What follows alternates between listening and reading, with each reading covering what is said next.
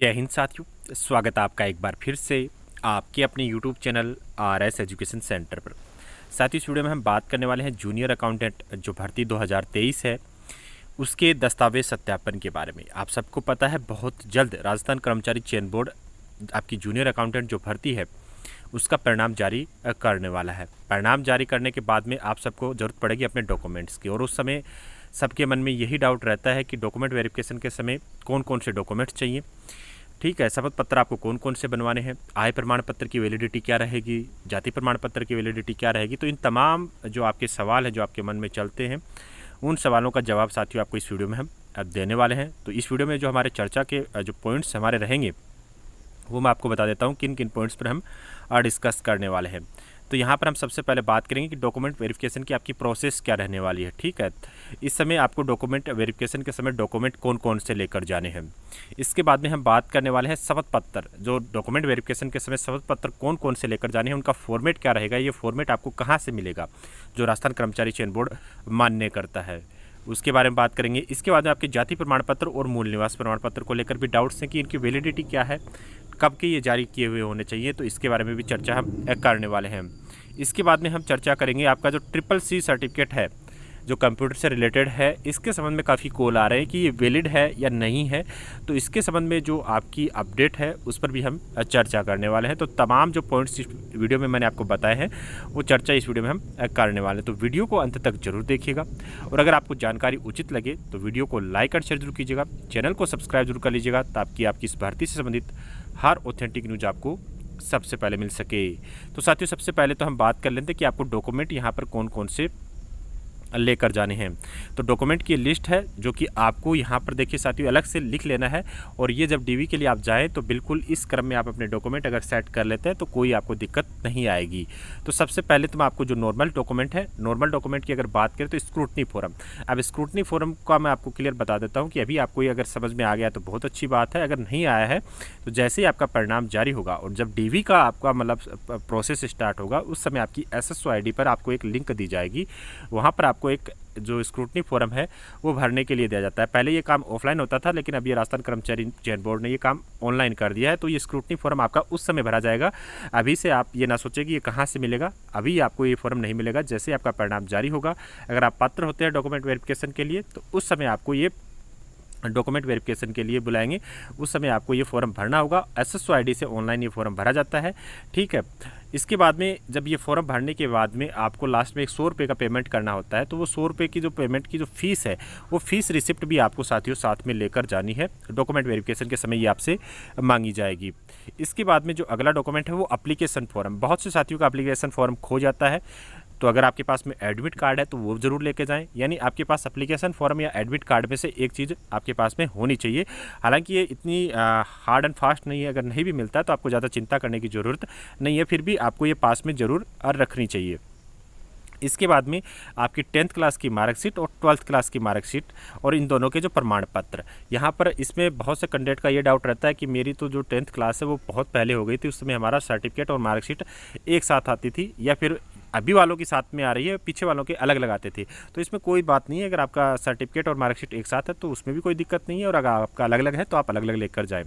दूसरा यहाँ पर दिक्कत ये आती है, बहुत से कैंडिडेट के सरनेम में चेंज रहता है कि 10th क्लास में नाम अकेला नाम लिखा रहता है, 12th में सरनेम जोड़ दिया जाता है, और फिर ग्रेजुएशन में फिर से सरनेम हटा दिया जाता है। तो अगर ऐसी समस्या है तो साथियों बिल्कुल अपने डॉक्यूमेंट क्लियर करके जाइएगा। शपथ पत्र जरूर लेके जाइएगा। नाम रूपांतरण का शपथ पत्र बनता है। अगर आपके खुद के नाम में, आपके पिताजी के नाम में, आपके माताजी के नाम में किसी भी डॉक्यूमेंट में अगर गलती है तो बिल्कुल उसका शपथ पत्र बनेगा। उस शपथ पत्र के बाद में ही ये सारी चीज़ें वैलिड मानी जाएंगी। इसके बाद में जो आपका अगला डॉक्यूमेंट रहेगा वो साथियों आपका रहेगा पात्रता। जो योग्यता है, जो मेन योग्यता है वो यहाँ से स्टार्ट होती है। ठीक है, 10th क्लास और 12th क्लास सबको पता है, आप सब पास किए हुए हैं, पर लेकिन जो सबसे महत्वपूर्ण चीज़ें हैं जो यहाँ पर दी हुई हैं, अगर ये जो लिस्ट दी हुई है इसमें से आपकी कोई डिग्री है तो बिल्कुल फिर आपको चिंता करने की ज़रूरत नहीं है। यहाँ पर जो सर्टिफिकेट उन्होंने मेंशन किए, सबसे पहले तो उन्होंने देखिए कि भारतीय में जो केंद्रीय जो CBSE बोर्ड या फिर राज्य जो आपकी राज्य से जो भी आपकी प्रमाणित यूनिवर्सिटीज़ हैं, अगर वहाँ से आपने साथियों कोई भी डिग्री कंप्लीट कर रखी है तो पहली चीज़ तो आपके पास में वो डिग्री होनी चाहिए। इसके बाद में इन्होंने अदर का ऑप्शन दिया है। यह आपके पास में क्या होना चाहिए कि लागत और संक्रम लेखाकार संस्थान जो है कोलकाता का, वहाँ से आपके पास में इंटरमीडिएट किया होना चाहिए।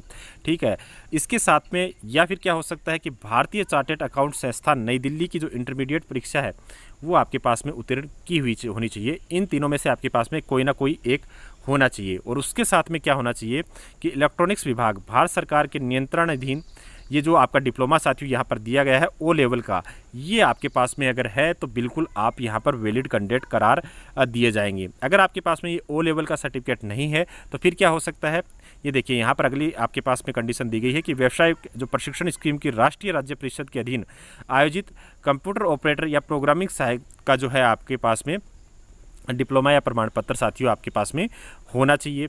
या फिर क्या हो सकता है कि भारत में विधि द्वारा स्थापित यानी कोई भी यूनिवर्सिटी है, वो चाहे आपके सेंटर या फिर आपके स्टेट लेवल पे हो, इसमें किसी भी संस्था से आपने कंप्यूटर विज्ञान या फिर कंप्यूटर एप्लीकेशन या सूचना प्रौद्योगिकी में डिग्री किया हो या फिर डिप्लोमा किया हो, ये आपके पास में है तो बिल्कुल आप वैलिड माने जाएंगे, इसमें कोई डाउट नहीं है। फिर आपके पास में है कि बहुत से कैंडिडेट पॉलिटेक्निक भी किए हुए थे, तो इसमें भी इन्होंने पॉलिटेक्निक का भी मेंशन किया है कि आपने अगर पॉलिटेक्निक में यहाँ पर कंप्यूटर विज्ञान या इलेक्ट्रॉनिक सूचना प्रौद्योगिकी में कोई डिप्लोमा किया है तो बिल्कुल आप भी वैलिड कैंडिडेट माने जाएंगे। ठीक है, अब सबसे महत्वपूर्ण जो लास्ट में दिया गया है, जो वर्धमान ओपन यूनिवर्सिटी है वहाँ से आपका जो प्रमाण पत्र जारी होता है, उस प्रमाण पत्र के बारे में भी इन्होंने मेंशन किया है कि जो आपकी वर्धमान ओपन यूनिवर्सिटी है कोटा वाली, अगर वहाँ से आपने राजस्थान नॉलेज कॉर्पोरेशन लिमिटेड के नियंत्रणाधीन सूचना प्रौद्योगिकी में प्रमाण पत्र पाठ्यक्रम अगर आपने प्राप्त किया है तो बिल्कुल आप यहाँ पर वैलिड माने जाएंगे। लेकिन साथियों सबसे बड़ा डाउट जो आपका है, जो आप सब सोच भी रहे होंगे, जो CCC सर्टिफिकेट लेकर कोई कैंडिडेट बैठा है तो उसके मन में ये डाउट आ रहा होगा कि भाई मैं CCC इसमें मेंशन नहीं किया हुआ है, मैं वैलिड हूँ या नहीं हूँ। तो देखिए साथियों, इसके लिए विभाग ने कोई ऑफिशियल लेटर तो कोई जारी नहीं कर रखा है, लेकिन जो पीछे की भर्तियां हुई हैं, चाहे आप वो वीडियो भर्ती की बात करें जहां पर लोगों को आपको RSCIT का सर्टिफिकेट चाहिए था, या फिर यूँ कहे कि आप वीडियो भर्ती को छोड़ के भी अगर अलग भर्ती की अगर बात करेंगे तो जहाँ जहाँ पर भी कंप्यूटर सर्टिफिकेट की आवश्यकता पड़ी वहाँ पर मैक्सिमम जो एक्स सर्विसमैन कैंडिडेट के पास में ये ज़्यादा मिलता है। तो अगर वो CCC सर्टिफिकेट उनके पास में था तो उन कैंडिडेट को नियुक्ति दी गई है। तो बिल्कुल देखिए, अभी ये नहीं बोल सकते कि आपको निकाला जाएगा, लेकिन आप यूँ कह सकते हैं अगर पीछे की भर्तियों में अगर ये चीज़ वैलिड मानी गई है तो CCC सर्टिफिकेट आपकी इस भर्ती में भी उसके समकक्ष माना जाएगा। ठीक है, तो अगली जो सूचना आपके लिए इस भर्ती में रहेगी वो ये रहेगी कि भाई आपका डोमिसाइल सर्टिफिकेट और आपके पास में जो कास्ट सर्टिफिकेट, ये दो डॉक्यूमेंट है जिसमें आपके मन में काफ़ी डाउट रहता है। डोमिसाइल सर्टिफिकेट यानी मूल निवास प्रमाण पत्र और कास्ट सर्टिफिकेट। पहली बात तो चाहिए किन किन को, तो डोमिसाइल सर्टिफिकेट है वो आपको मूल निवास प्रमाण पत्र, चाहे आप राजस्थान के कैंडिडेट हो चाहे राजस्थान के बाहर के कैंडिडेट हो, दोनों कैंडिडेट को यहाँ पर आपको मूल निवास प्रमाण पत्र देना होगा, इसमें कोई डाउट मत रखिएगा। आप अगर राजस्थान का मूल निवास प्रमाण पत्र देते हैं, उसके साथ में अगर आप अपना कैटेगरी का सर्टिफिकेट देते हैं, तभी आप आरक्षण के लिए वैलिड कैंडिडेट माने जाते हैं। कास्ट सर्टिफिकेट में देखिए मैं पहले ही बता देता हूँ एक चीज़, जनरल को किसी प्रकार का कास्ट सर्टिफिकेट देने की आवश्यकता नहीं है, लेकिन अगर यहाँ पर आप OBC SC ST MBC category से हैं तो बिल्कुल यहाँ पर आपको अपना कास्ट सर्टिफिकेट जमा करवाना होगा। अब कास्ट सर्टिफिकेट को लेकर यहाँ पर डाउट रहता है कि वैलिडिटी क्या रहेगी, तो वैलिडिटी के संबंध में मैं आपके नोटिफिकेशन से ही ये चीज़ जो आपका स्क्रीनशॉट है ये मैं आपके साथ में शेयर कर रहा हूँ, जिसमें इन्होंने क्लियरली मेंशन किया है। और ये चीज़ें पहले से भी पता है क्योंकि हर नोटिफिकेशन में ये चीज़ मेंशन रहती है कि आपको OBC SC ST MBC अगर आप हैं तो बिल्कुल यहाँ पर आपको कास्ट सर्टिफिकेट देना होगा। और ये कास्ट सर्टिफिकेट यहाँ पर क्या बोला हुआ है कि ये आपकी एग्जाम डेट से पहले एग्जाम जो आपका फॉर्म भरा जाता है उससे पहले का होना चाहिए।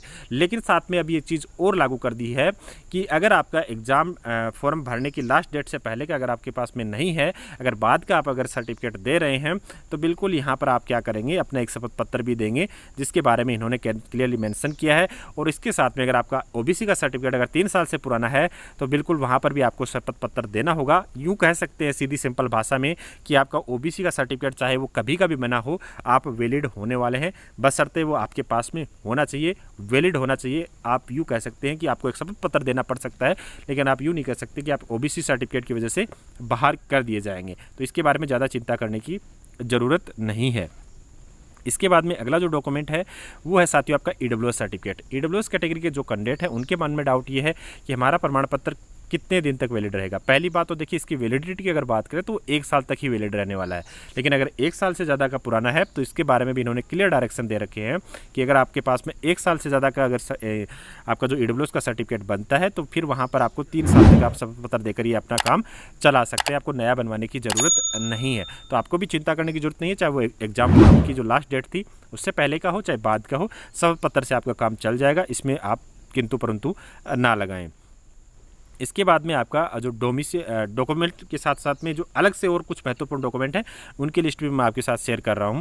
इनमें जो आपका इनकम सर्टिफिकेट काफ़ी महत्वपूर्ण है। अगर आपने देखिए 2.5 लाख से कम अगर अपनी इनकम शो की है वहां पर फॉर्म भरते समय तो आपको इनकम सर्टिफिकेट देना होगा।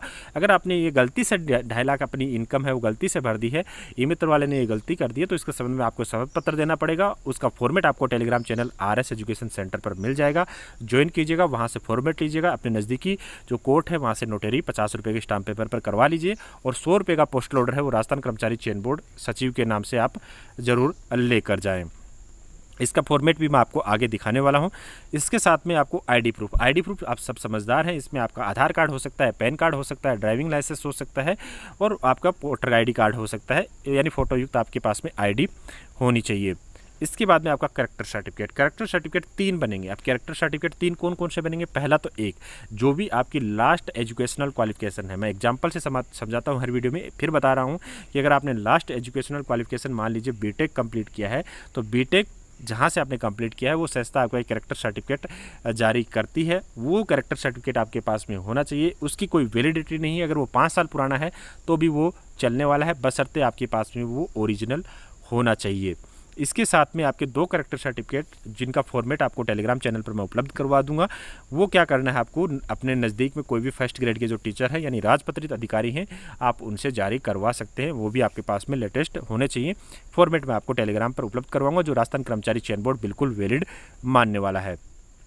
इसके साथ में जो शपथ पत्र है, ये डॉक्यूमेंट वेरिफिकेशन के समय बहुत डाउट क्रिएट करते हैं कि डॉक्यूमेंट वेरिफिकेशन के समय, क्योंकि कुछ जो शपथ पत्र है वो अलग रहते हैं, ज्वाइनिंग के समय अलग रहते हैं, हम बेफालतू का खर्चा कर देते हैं जो विद्यार्थी जीवन में है वो नहीं होना चाहिए। अब बात करें कि आपको जो मेन है वो शपथ पत्र कौन से चाहिए, तो पहला एक शपथ पत्र जो सबसे महत्वपूर्ण है वो विवाहित कैंडिडेट हैं उनको चाहिए, जिनका संतान संबंधी घोषणा पत्र है वो आपका बनने वाला है। 50 रुपये के स्टाम्प पेपर पर बनेगा, नज़दीकी कोई भी आप अपने कोर्ट से बनवा सकते हैं, जो कि आपके लिए वैलिड रहने वाला है। फॉर्मेट आप कुछ जितने भी मैं शपथ पत्र बता रहा हूँ सारे फॉर्मेट आपको टेलीग्राम पर आपकी भर्ती से संबंधित मिल जाएंगे। इसके साथ साथ में जो विधवा महिलाएं हैं, विडो कैटेगरी से जितनी महिलाएं हैं, ठीक है, या फिर डाइवोर्स कैटेगरी की जो भी महिलाएं हैं, उनको एक विधवा या फिर यूँ कहें कि पुनर्विवाह जो आपका शपथ पत्र है वो आपका लगने वाला है। इसका फॉर्मेट भी आपको टेलीग्राम पर मिलेगा। यही 2 शपथ पत्र साथियों आपके डीवी के समय चेक होने वाले हैं। अगर बात करें, आप बोलेंगे कि दहेज का चाहिए, धूम्रपान का चाहिए, ये सब आपका जो भी है ये सब आपके ज्वाइनिंग के समय दस्तावेज लिए जाते हैं। अगर अलग से इसके संबंध में कोई नोटिफिकेशन आएगा तो आपको तय समय में ही सूचित कर दिया जाएगा।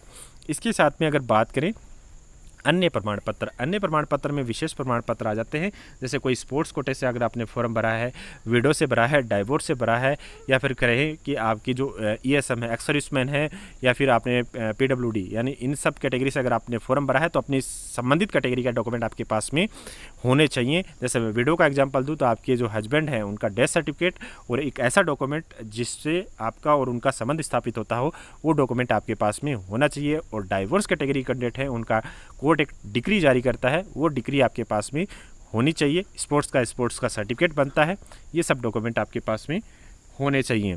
इसके साथ में अगर बात करें एनओसी सिर्फ उन कैंडिडेट के लिए है जो पहले से किसी राजकीय सेवा में कार्यरत है और उस जॉब को छोड़ के अब आप इस जॉब में आना चाहते हैं, तो अपने जो पेरेंट आपका डिपार्टमेंट है वो आपके लिए एक एनओसी जारी करता है, वो एनओसी आपके पास में डॉक्यूमेंट वेरिफिकेशन के समय होनी चाहिए। ठीक है, तो ये तमाम साथियों डॉक्यूमेंट है और ये आपको मैं इनकम सर्टिफिकेट का जो आपका फॉर्मेट रहने वाला है उसका एक नॉर्मल सा स्क्रीनशॉट है। हालांकि ये 4 पेज का बनेगा, तो पूरी PDF यहाँ पर अपलोड करनी एक प्रकार से पॉसिबल नहीं थी।